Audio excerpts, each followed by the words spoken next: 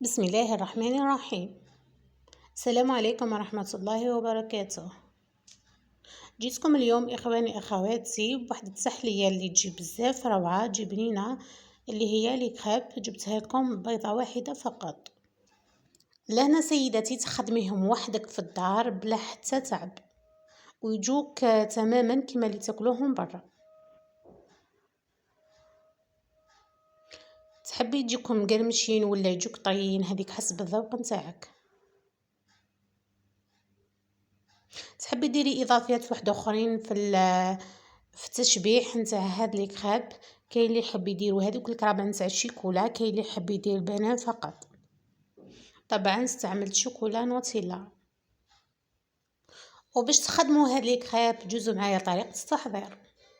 لهنا بسم الله درت بيضه واحده كما قلت لكم. لهنا انا درت كميه قليله وانتم تضاعفوا كميه على حساب عدد افراد الاسره. اللهم صل وسلم وبارك على سيدنا محمد عليه أفضل الصلاة والسلام. هنا درت في ان ريسيبيو، درت بيضة واحدة كما قلت لكم، درت مغرفة تاع السكر. ندخل هذاك السكر والبيضة مليح في بعضهم بواسطة تفوي فقط، بلا ما تستعملوا الباتور.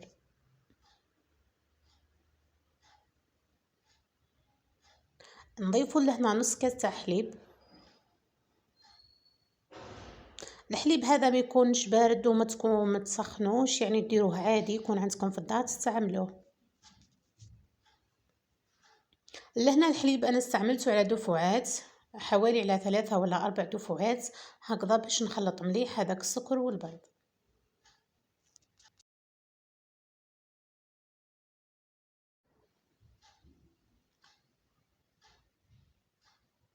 هنا راني كملت الكميه تاع الحليب. نبدا نضيف الفارينه. لهنا الفارينه استعملت نص كاس، مش نص كاس، نص كاس قد استعملت حوالي نص كاس ناقص صبع.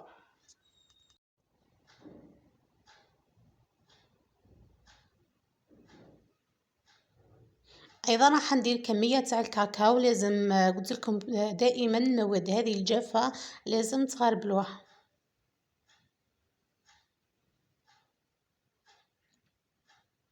كيما نعرفوا اللون تاع لي كريب يجي معه لازم لنا الكاكاو. لهنا كاين اللي ما تكونش عندها كاكاو بزاف، تقدروا ديروا نص كاكاو وتقدروا تزيدوا شوكولا باش تتحصلوا على هذا اللون. طبعا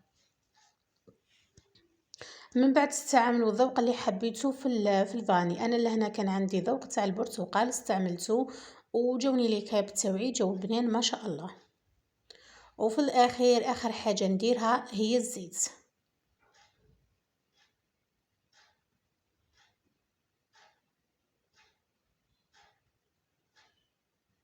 استعملت فقط مغرفه تاع زيت. تكملوا تحركوا مليح حتى تحصلوا على قوام يكون مليح. من بعد تغطوهم وتخلوهم يرتاحوا حوالي 20 دقيقة ولا ربع ساعة.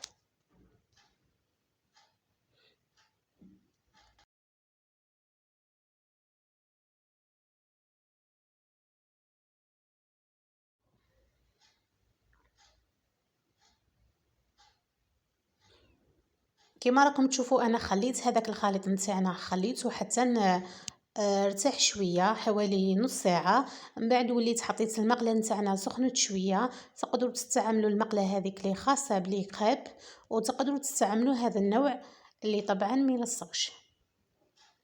ديروا كميه من هذاك الخليط، من بعد تعودوا توزعوه في المقله كما راكم تشوفوا.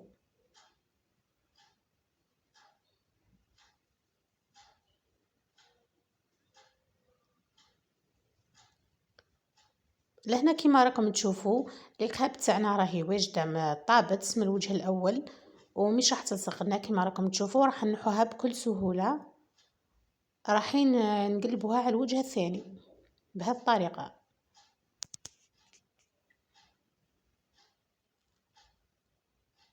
لهنا ما تاخذ لكمش وقت كبير في الطياب.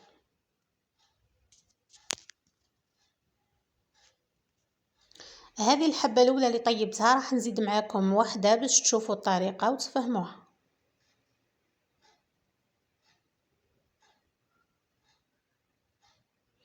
ديروا كميه تكون قليله شويه، من بعد توزعوها في المقله هكذا كيما راكم تشوفوا بالتساوي. من بعد ما تنشف جوست راح تقلبوها.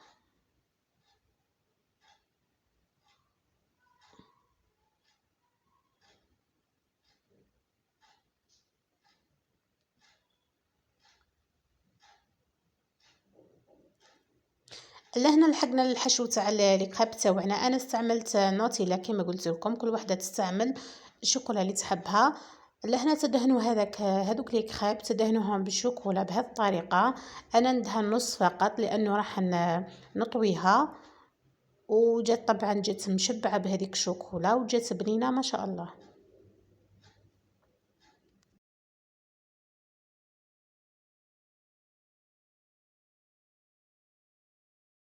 لي كريب معروفين جدا بالشوكولا والبنان، بصح كاين اللي يحب يغير فيهم، هذاك الشيء اختياري طبعا، كل واحد والذوق نتاعو.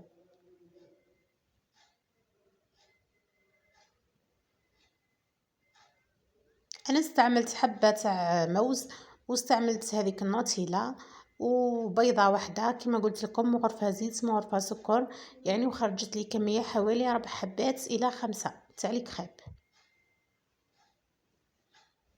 تحبوا تجيكم الحبه مقرمشه تخلوها شويه في المقله حتى تاخذ هذاك اللون الدوغي. ولا هنا الكريب تاعنا راهي واجده وجات في الذوق ما شاء الله. نتمنى تجربوها وتخلوا لي خبر في تعليق.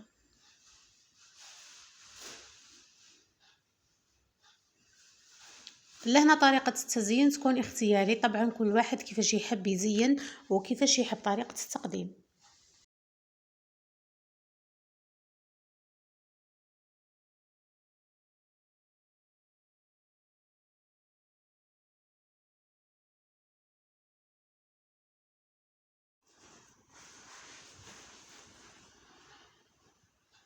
نتمنى تجربوهم وان شاء الله يعجبوكم.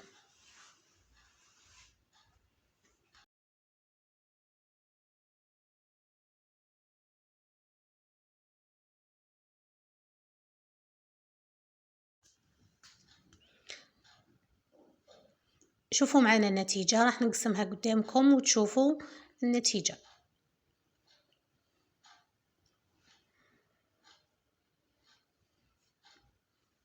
جو خفيف بزاف بلا ما نحكي لكم على البنه نتاعهم.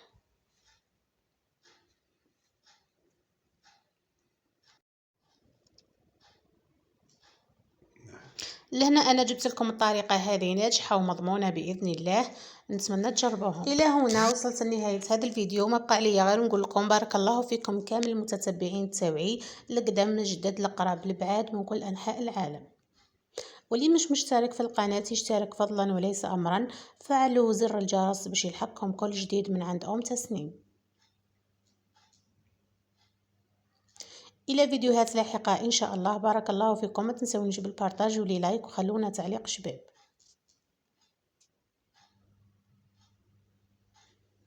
شكرا للجميع ومع الف سلامه.